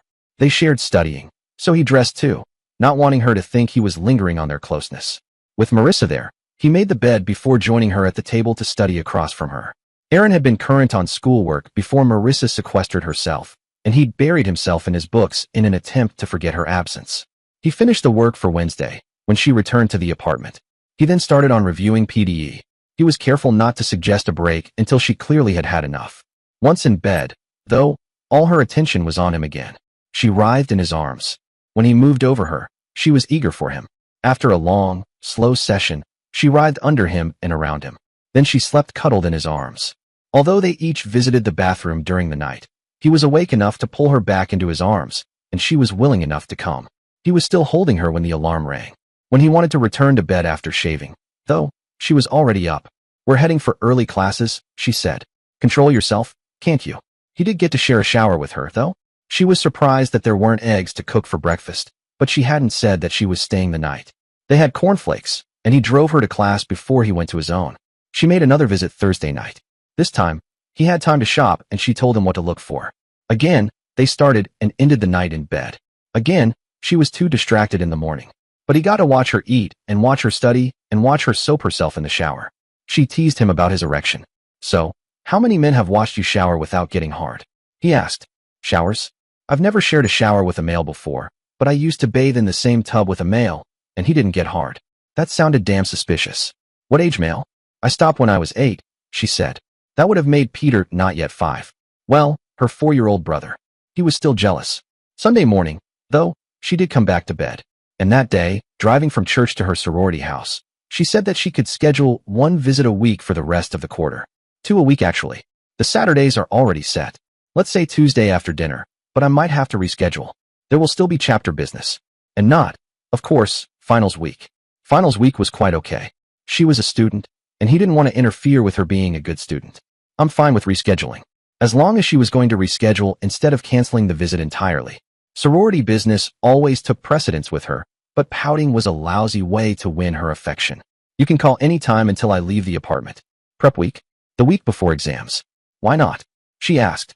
"I study as well with you as I do in the house. Maybe better. Are we going up for Christmas together?" "Always do." You're not thinking of driving, are you? Wasn't planning on it, he said. The roads coming back are totally unpredictable. But I don't want to make you buy a ticket. My dad works for the railroad, remember? I travel on a pass. Want to spend some time between the last exam and going up? I was hoping to. Let's schedule when we know when our last exams are. So, whatever other commitments she had, Marissa still thought of them as a couple. Aaron Turner walked out of his PDE final cautiously pleased. None of the questions had stumped him, and he'd finished in time to check every answer once before he had to turn the test in. When he got back to the apartment, he straightened it up. He took a shower and put his old clothes in the laundry bags. He shaved with a blade. When he'd finished finals in the past, he'd been unable to stop thinking about the exams. He'd taken to a binge as the solution. Now he hardly thought about the exams. There was nothing he could do if he noticed a blooper at this stage, anyway. Now, all he could think about was Marissa. She still had one exam to go, or she was already taking it. He could have picked her up outside the exam hall, but she chose otherwise. Finally, the phone rang. Aaron, it was Marissa. I love you. Should I come over now? Give me an hour. I'm not packed yet. Well, at least he had a limit to his worrying. They're in an hour, he said. I love you. I love you too. He looked at his watch. 12:17. He left too much time for the drive. He really could have walked it in the time he allowed. So he spent 6 anxious minutes sitting in his car. Then he walked up to Zeta House and rang the bell. One of the members yelled, Aaron's here, Marissa, in the general direction of the stairs. Be down in a minute, answered the sweetest voice in the sorority, if louder than usual. He wasn't allowed to set foot on the stairs, but when she was within reaching distance, she stopped. He took her suitcase and book bag from her. He set the suitcase on the floor and the book bag on it. By then, she'd come down to kissing distance. They had a sweet kiss, but a short one. They'd have more without the audience. Then he picked up the bags, switched both to his right hand, and opened the door for Marissa with his left. If engineering doesn't work out, Aaron, Marissa's little sister, Beverly, said, you could make a living giving boyfriend lessons. Yeah, the academic chair answered, but would the guys pay for them? Maybe the woman's parents would, another sister said. If Gary treated me like that, Dad would stop mentioning haircuts. He was embarrassed, and the warm air was escaping while the women shared a laugh. Marissa followed him to the car, and he opened her door before putting the stuff in the back seat. See, she said when he got in the driver's seat, they all appreciate what a nice guy you are. Then she kissed him again. At the apartment, Aaron helped Marissa out of the car, grabbed her bags, opened the door, and gestured toward the stairs. As they climbed, he stayed a few steps behind, admiring the graceful way she moved. She unlocked the apartment with her key, a quiet sign, despite her protests, that she belonged there. Once inside, they shed their coats and shared a warm hug and kiss. She stopped him when he reached to help with her jacket. It's chilly, she said. Faster if we do our own. She quickly slipped out of her outer layers and slid into bed. When she was settled under the covers, he finished undressing and joined her. He ran his hands gently along her arms, careful to warm them first. Her lips were cool against his, but her warmth welcomed him as they kissed. When he ducked under the blanket, her skin was cool to his touch, but her presence radiated comfort. As he held her close, stroking her shoulder gently, he felt her tense under his touch. He lifted his head just in time to see her face shift from calm to intense, then to a soft grimace as she leaned into him, her body trembling slightly. She moved with him, her warmth enveloping him. Oh, Marissa. Oh, darling, he murmured, watching her expression soften from intensity to a peaceful, satisfied smile. She was captivating in every mood. He kissed her forehead, cheeks, and chin, avoiding her lips as she caught her breath. Her skin had a faint, warm taste, her essence, the last of her response. Sweet girl, delightful woman, he said, his voice full of affection. You're gorgeous. Are you fully packed? She asked, abruptly changing the subject. He paused, considering whether to stop holding her so closely. Yeah, you? His hand lingered on her shoulder, feeling the softness beneath her warmth. I want to bring a couple of tops I have here. I don't need to go back to the house. He didn't want her escaping to her sorority, but her clothes posed a problem. Tops sounded like blouses, likely colored ones, and he hadn't done a colored wash. They may not be clean, he admitted. I only did whites. I could do a colored load today. Aaron, if I came home with no laundry, Mom would think I'm sick. He didn't really want to head to the laundromat, not when she was here. I'm not sure you should be doing my stuff. That's ridiculous, he said. It's rarely an extra load. Just warn me if anything needs special care. Today would be a hassle, though I'd planned to spend this time with you in bed. You're impossible, she teased. Planning to keep me in bed until we leave for the train? Not all of it. We need a shower too, and I have to cook for you. Did you get the groceries on my list? Sure. Her lists were a reminder she'd return, and he always followed through. We don't need lunch for hours, he added, and with that settled, he leaned in to cherish her again. After a long, lingering kiss, he brushed his lips across her nose, ear, chin, temple, and eyebrows. Under the blanket, he kept his hand on her shoulder, tracing gentle patterns. Marissa's warmth and presence were magnetic. There was no rush. The room was cozy under the blankets, the locked door ensured privacy, and time was on their side. The train wasn't until noon tomorrow, over 21 hours away, with no pressing deadlines. Classes were weeks off, and while they'd prep eventually, there was no urgency. He could savor this closeness now, maybe again tonight, and once more in the morning. Marissa's ability to share these moments with him, her reactions so vibrant and beautiful, was a gift. And she was glowing again. He felt her tense, saw the subtle shift in her form under the covers. Her expression moved from joy to intensity, then softened as she relaxed completely, sinking into the moment. I love you, he said, adoring her fully, even if she might not realize how much her reactions captivated him. And I love you too, she replied, her calm voice a sign she was ready for more. He didn't rush, savoring every stage of her warmth. He began to hold her closer again, his touch gentle and unhurried. This time, she asked, are you joining me fully? Her vibrant energy was even more captivating when they were this close, but he didn't want to rush their time together. You're even more delightful like this, he said. Other moments were special too, but the chilly room kept them cozied up in bed. I get the impression you're just going to hold me for the next 12 hours, she teased. Not 12, maybe 3. Aaron. Her laugh suggested she might need a break soon, but he wasn't holding her hostage. He just wanted her back in his arms. Well, you're so captivating like this, he admitted, unable to lie to her. He kissed her again, ready to deepen their connection. Her warmth felt even more inviting after these moments. He kissed her ear, then trailed down her neck to her shoulder, lingering there before moving to her other shoulder. Her skin shivered under his touch, and he savored her response. He paused to climb closer, kissing her arms gently. Her warmth was intoxicating, and he lingered in it. As she tensed again, she pulled him closer, her hands urging him to stay. Her reactions were vibrant, and he stayed with her, cherishing every moment. When she gently pushed him back, he rested his head on her arm, kissing it softly. To be fair, he kissed her other arm too. No, she said, laughing. Come closer. Would she let him stay this close? He'd have less energy if they kept going. But we have ours, he said. I'm making you grilled cheese sandwiches, she declared. Now come here, or I'll start cooking now. It wasn't that he didn't want to be close. Her warmth and affection were everything.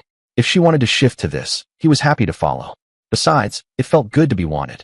He moved closer, pausing only to kiss her shoulders briefly. Then he was fully in her embrace. The moment so perfect he wanted to linger, but the pull of their connection drew him deeper. Her warmth enveloped him, comforting and inviting. He paused to savor it, kissing her forehead. I love you, he said, cherishing all of her. Her arms wrapped around him, welcoming him as he lifted himself to see her face. Her expression was warm and open as they moved together. She seemed distracted as she began to match his rhythm, her hands resting on his shoulders, pulling him closer. Her face tightened, as if caught in a wave of intensity. Her grip tightened, and he leaned into her, matching her energy. She trembled, her movements heartfelt, and he moved with her one last time, overwhelmed by their connection. Oh, Marissa, he said as she relaxed, her face softening into a peaceful smile. He came to, resting against her warmth, her hands still holding him close. She didn't resist when he shifted to the side, and he pulled her against him, her back to his chest, his hand on her shoulder, her head under his chin. They lay in that peaceful embrace for a moment. Her voice, soft and lovely, carried a teasing edge. This is wonderful, but it's not cooking lunch. Lunch isn't on a deadline, he replied. We'll eat when it's ready. And dinner? Can be fashionably late. If we eat at midnight and stay up, I'll wake you when the alarm goes off. You can nap on the train. She stayed in his arms, considering, though not fully relaxed. Soon, she moved to get up. The room was chilly, so she wrapped herself in a nightgown, robe, and apron. He slipped on his robe and made the bed, then sat to watch her cook. Grilled cheese sandwiches, crisp outside with a warm, comforting inside, always reminded him of her. While he washed dishes, she finished packing. By the time he was done, she was back in bed, still in her nightgown. Look, she said as he joined her, let's talk. Talking in bed sounded perfect, but he'd rather linger in their closeness. Okay, he said, grinning. Do you know you have the most delightful, charming, beautiful smile? You wanted me to think about marriage, she said, redirecting. I don't think we know each other well enough. We'll know each other better next year. We've got a year and a half, That's not the point. Are we compatible? How do we know? We felt pretty compatible half an hour ago. Yeah, we're great together in moments like that. But what about children? Her question caught him off guard. He could picture her as a mother someday, but not too soon, not before he had a steady job. I like kids, he said, but I'm not the one who'd carry them for 9 months. Do you even know what childcare involves? It's easy to like kids when there's someone else's cute twins, but it's different when they're your responsibility. Her challenge stung. Did she think she knew more? Now you're being hard on me, he said. I was just a kid when Molly was born, 3 when April came along. I was too young to change diapers, but I carried April around, read to her, taught her to tie her shoes. Even later, I kept looking out for her. Still do, Marissa teased. Not quite, she's decided it's not cool anymore. But I did my share of childcare. April's still my favorite, and I didn't mind the effort. Did you babysit? Does that make you an expert? Actually, I never babysat, and Pete wasn't young enough to give me your experience. Well, I've answered your question. I'm pro-kids. I may not know all the consequences, but does anyone before marriage? And I know kids are a bigger burden on you. If that's too much, I'd understand. When I picture my future, I see kids, she said. But I also see a career. I'm not sure how they fit. So, you're no clearer than I am. That's compatibility. We both don't have it all figured out. She nudged him, half laughing, but he was half serious. He hugged her closer to punctuate his point. What kind of town or neighborhood do you see yourself in? She asked. One with you in it, he said, but she wouldn't take that. Okay, as an electrical engineer, my job limits where I can work, but not as much where I live. I doubt there's EE work in Evanston, but I could commute from there. A rural town might not work unless it's near the right plant. City or suburb, I could find something. I just don't want to live near San Diego unless you're set on it. That's a generous restriction, she teased. What kind of house or apartment do you envision? This was getting absurd. Did she think he loved this place's quirks? Look, Marissa, you're not thinking about who I am. The house I want is one where you're happy. I don't think a house makes you happy, but it shouldn't make you miserable. He paused, searching for an analogy. I asked a professor about my career, power or electronics. I chose electronics without asking you because it's not your thing. Same with a house. I want you in it, happy. That's it. I don't even know what you're talking about, she admitted. Exactly. It's my call, like a house is yours. I just want you there with me. This apartment was special because she visited. He'd learned to make the bed because she liked things neat, not for himself. Wait, she said. When I surprised you, the bed was unmade, piled with laundry. That was temporary. I was going to tidy during a study break. But unmade at night? Had you slept in it? Nah. I sometimes read in bed, but not till later. So, you didn't make it all day, but you did for lunch today. Twice. I knew you'd see it this time. I didn't expect you last time. Did she think he was ready for surprise inspections? So, why do you make the bed? Because you'll see it. Or I think you will. Aaron, you're weird. Maybe, but he didn't think so. The point is, I want a home that makes you happy. I don't care about picket fences or shutters. I care about you being there, content. This place is my dream home right now because you're in my arms. Clean dishes just make it better because you like it. That's romantic, she said, but I'm serious. I'm serious too. Before you, my dreams were about engineering, not homes or marriage. I didn't picture a future with anyone. When you came along, I started dreaming of you, not just dates, but a life together. You didn't think about marrying me? Not at first. I was focused on getting you to say yes to the next date. When your sorority said you chose me, I was thrilled but mad at how they treated you. Only then did I think we might have a future. That was early, she said. For you, maybe, with all your options. For me, it was a long time hoping. You carried a torch that long. I asked you out, you said no. But we were both at U of I. I hoped you'd say yes eventually, and you did. Anyway, she said, that's the past. I'm talking about the future. I care about a future with you. If that means a certain house or town, that's what I want, not because of the house, but because you're there. You picture me in the kitchen? I'm trying to keep this light, but I love watching you in the kitchen. Or studying at the table. When you're gone, I look at your things in the closet or bathroom and think, that's Marissa's. It makes this place home. And chores? How do we split them? She was still on some ideal marriage. Couldn't she see he'd do anything like making the bed just to have her here? For her in his arms every night. He'd so do whatever she wanted. Hell, Mrs. Bryant only worked 40 hours a week. Most commuters had more than that time at home. Well, let's get practical. Well, I already know how to do laundry dishes, too. There'd have to be more, but you'd have to tell me. Mrs. Bryant could probably teach me anything, and I'll have the summer. I'll be working most days when she's on, but I learned laundry. What can you cook? Like Marissa cooked? Nothing. Well, do you know those frozen pizzas? I learned to heat them up in the oven real good. They have directions on the boxes. Sometime in high school, I got addicted to those. That's your culinary repertoire? Well, except for heating up peas and canned goods. Yes. Hamburgers. Anyone can fry hamburgers. He loved Marissa. He didn't expect her to be like anyone else. Why did she always expect him to be like some other people? Almost anybody. When I wanted a hamburger, Mrs. Bryant cooked one up. She used to chop up a green pepper to add to them, fix up the patties, and keep a bunch of them in the freezer. Aaron, you're pathetic. Well, unless you considered it reasonable. Yeah, maybe it's your mission to save me. As if, well, he'd tried. Then she changed the subject. How do you think you did this term? Quite decently, actually. He might not match her standards for cooking, but he was still one of the real students in the EE classes unless something had gone seriously wrong. None of the finals shocked me, and the grades going in were okay. That was only true in 2 of the 4 subjects. The other 2 depended on other ungraded work. Another guy and I had to design and wind an electric motor. Neither of us were craftsmen, but it ran. That's a big part of the grade. The final grade in anthro depends on the paper, but I did all right on the tests I got back. Dean's List again? Maybe. Either of the 2 courses, depending on a paper and a project, might well give him an A. Of course, either was far from certain. Knock on wood, he said, knocking. You? Anything can happen in the finals, as you know. And I had several papers and not enough time to do them justice. The grades going in weren't that bad. Hell Week didn't do me any favors. Well, no, the damn sorority never has done her any favors. You just don't do it right. Have the pledges write the papers for you. Whatever you think, the courses I take do require some preparation. Well, it wasn't really meant to be a sensible suggestion, though they could be used as research assistants.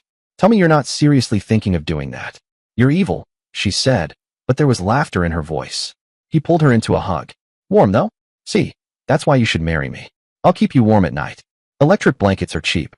Hey, I live on cornflakes and canned spaghetti. I'm the most frugal guy you know. Or at least the silliest. Was that any sillier than asking what chores he'd do just to stay in her life? Her presence had a pull one he always felt. He kissed the top of her head, which was all he could reach from where he was. Hey, are you trying to start something? She asked with mock suspicion. Actually, I was hoping to keep something going. It's too early for dinner. We're all packed. What else is there to do? We were in the middle of dividing up household chores, he reminded her. Well, you already said I should make a list of what I want you to learn, and you'll work on it this summer.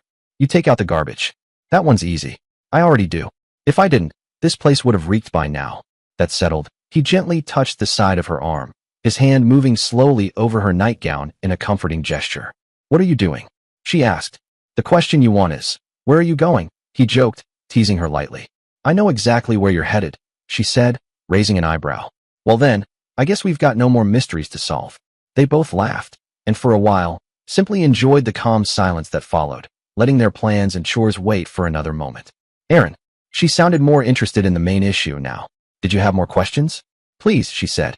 Well, since she asked nicely, he brushed her hair back and gently ran his hand along her back. She relaxed into him, and the quiet stillness between them grew more comforting. He kept the same gentle rhythm, and he felt her muscles loosen even further. Aaron, she murmured, shifting slightly. He felt her move against his chest and arms, her body adjusting to rest more comfortably. He loosened his embrace and kissed her hair. When she'd had time to settle, he let his hand drift lightly along her side. He couldn't see much from his position, just the top of her head, but he appreciated the comforting feel of her presence. She caught his hand and moved it to her waist. Apparently, she wasn't quite ready to be touched like that again. He rested his hand gently, then lightly touched her shoulder. Aaron, I'm thinking. If I have to get up and get dressed to think, I will. That was her way of setting a boundary. He respected it, pausing his movements. She shifted his hand slightly, but didn't push him away. After a long, quiet moment, she took his hand and kissed his fingers. Are you back? He asked softly. Silly. I've been right here. Well, physically. This, he said, brushing her arm, has been right here. This, he kissed her head, was a million miles away. Well, I'm back. I promised I'd always come back. She had, and he held that close to his heart. So you did, he said, with a soft smile. And so you did.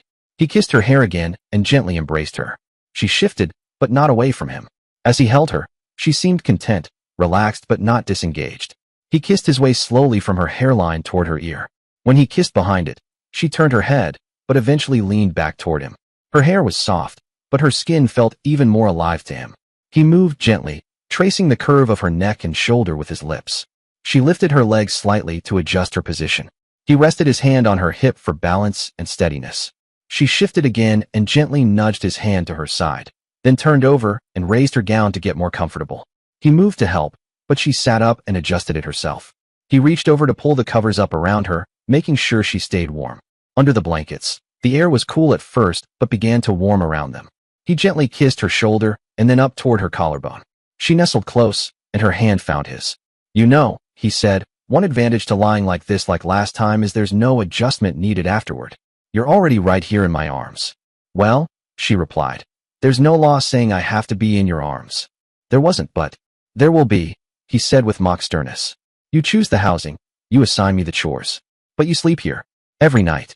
She didn't argue. "Not seriously. We could even put a mirror on the wall, one that folds down," he continued. "For guests, it shows a painting. But for us, well, just a way to reflect something meaningful. Something beautiful." "Nix on the mirror," she said. "What if we have guests?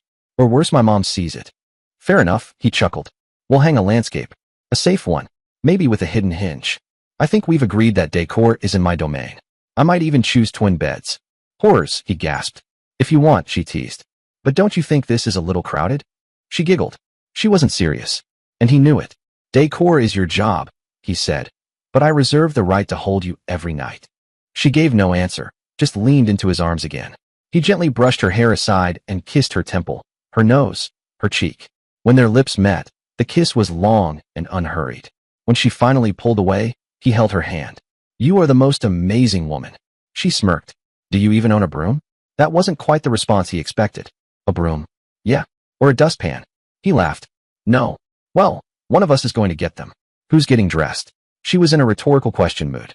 Still, he knew better than to let her walk out into the cold alone. He got dressed and headed to the store.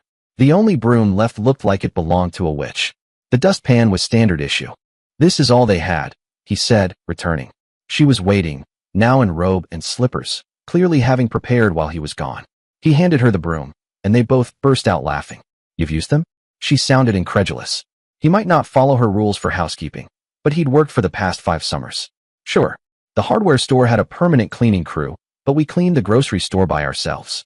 For that matter, the hardware cleaning crew took vacations, too, and I filled in a few days." She took the broom and swept a small section of the floor thoroughly. He could see where this type of broom, despite the extra effort it required, had advantages in such small spaces. It also worked better with the dustpan. "Now you do it." It was easy.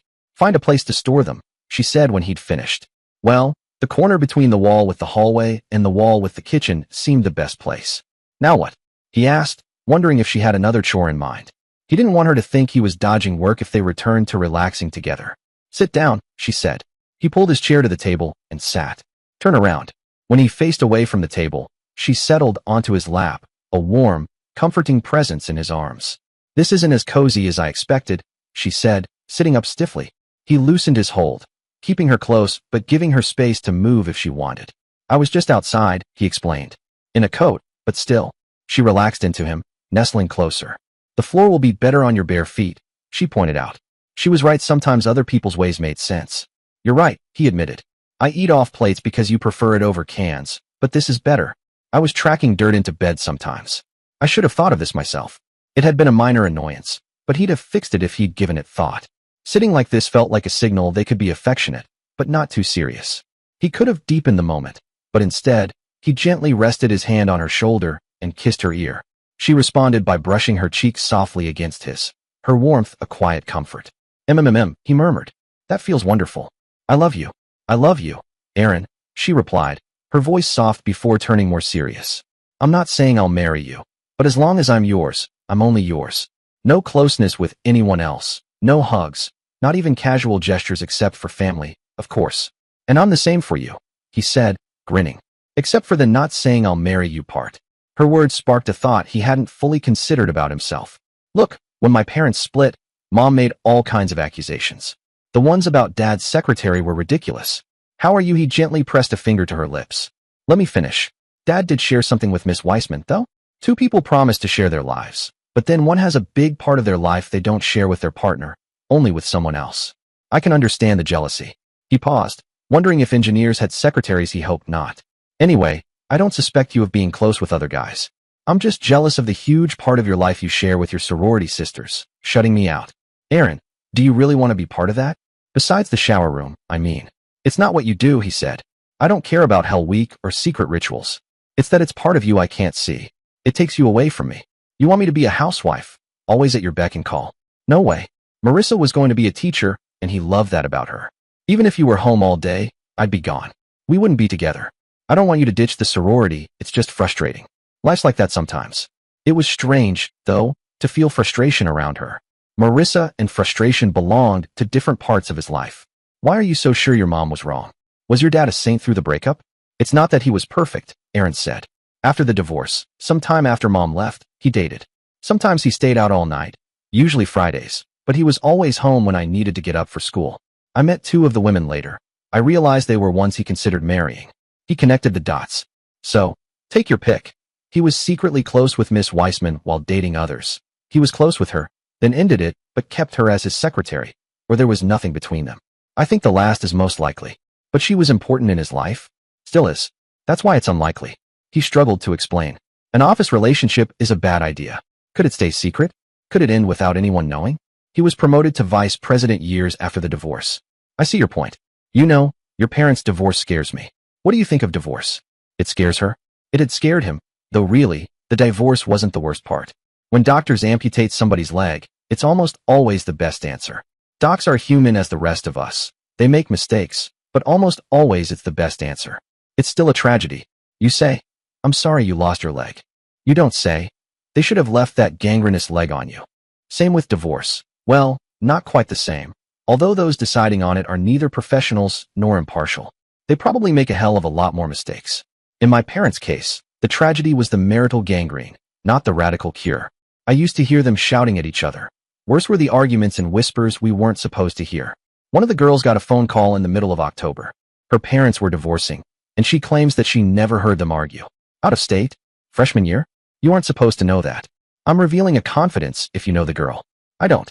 It's just that this sounds like a couple who had said goodbye to their marriage, but were staying together for the sake of the kids. Those would agree to send their kids away before the shit hit the fan. Maybe so. Still, it doesn't sound like what you described. Of course, it wasn't. Well, it wasn't. Every unhappy marriage is different from the others. Somebody said that. And, today, even happy marriages are different from one another. Pastor Jake's wife, Anna, was a dedicated helper. Her life was his ministry. Mrs. Pierce is a college professor. She has her own life and career. I doubt that she knows what Mr. Pierce does in the Loop or wherever. Yeah, and Mom, except for entertaining a couple of times a year, leaves Dad's job strictly alone. She has her own life, but it doesn't make money. And you're going to be a teacher. He wouldn't impede the life she had planned. I told you that I didn't want to have you for my unhappy wife.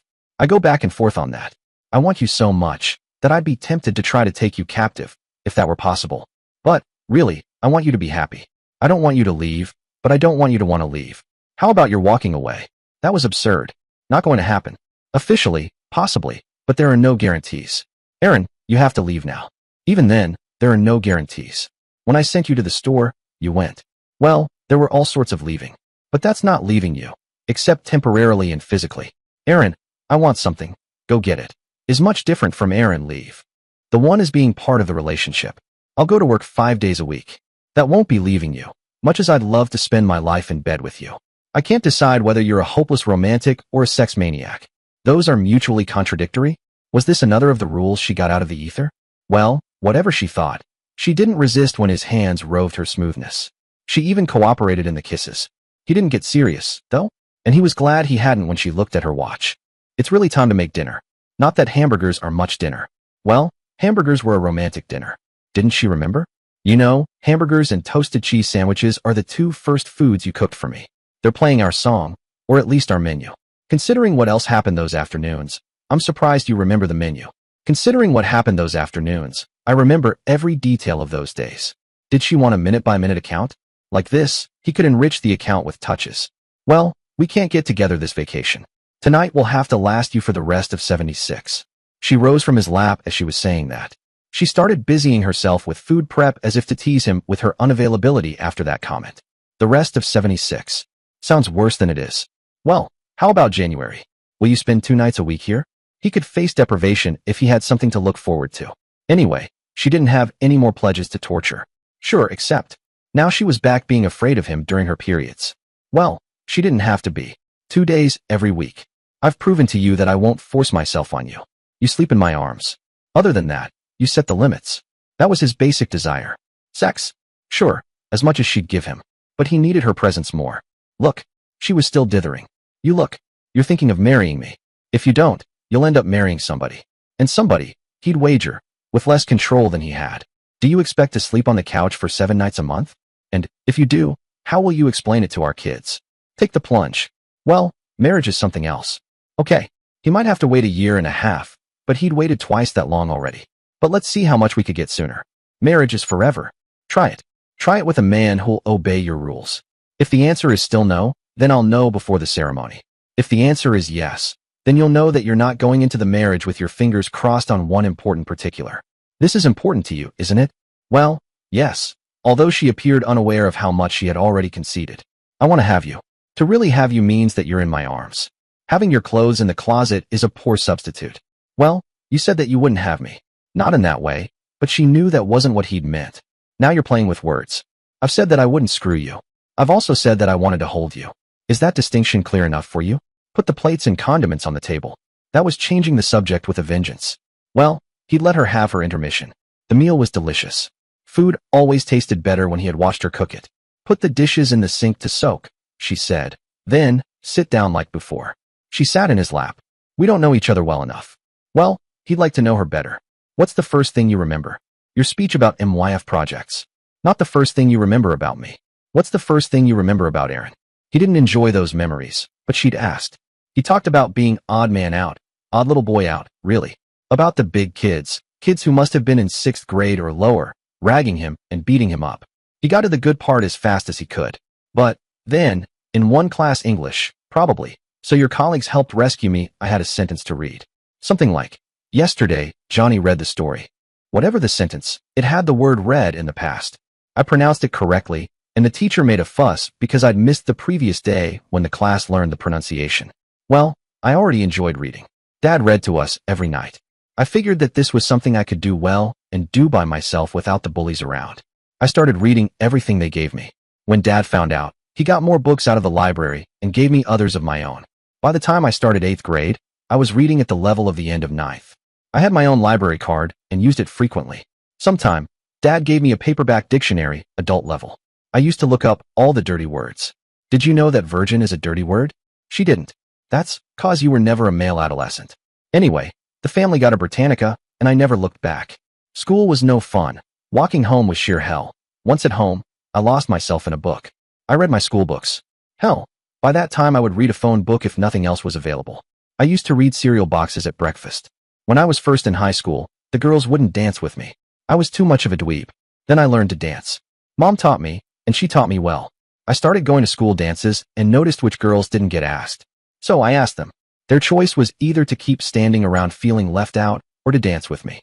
Some of them said yes. Over time, having a date became socially important, and eventually, some girls agreed to go with me. But between freshman year when I got turned down by most of the popular girls and senior year, I never asked another popular girl out. He paused for a breath, and for effect. Then, when I did, you turned me down. Poor Aaron, she said gently. She meant it kindly, not mockingly. Well, at least you had a polite excuse. You didn't say, with you? Ick. So I waited a while and asked you again. I never thought you were ick, she said sincerely. I thought you were a nice guy, but I was already going steady. You're the sweetest woman. He smiled warmly and leaned in to give her a light hug. Think the burgers are digested now? She asked playfully. If they are, he replied with a grin. Maybe it's time for a walk or something. He stood and offered his hand. She took it, laughing. Later, as they relaxed on the couch under a light blanket, he brushed a bit of hair from her forehead and gave her a soft smile. They shared quiet conversation and a few light-hearted stories from school. She leaned against him, and he wrapped an arm around her shoulders. Eventually, she began to drift off, and he adjusted the blanket over both of them. Her breathing deepened as she fell asleep nestled against his side. He closed his eyes too, comforted by her presence, and soon joined her in sleep. Dear listeners, next part will be released soon. Please share your thoughts in the comment section below, and don't forget to like, share, and subscribe.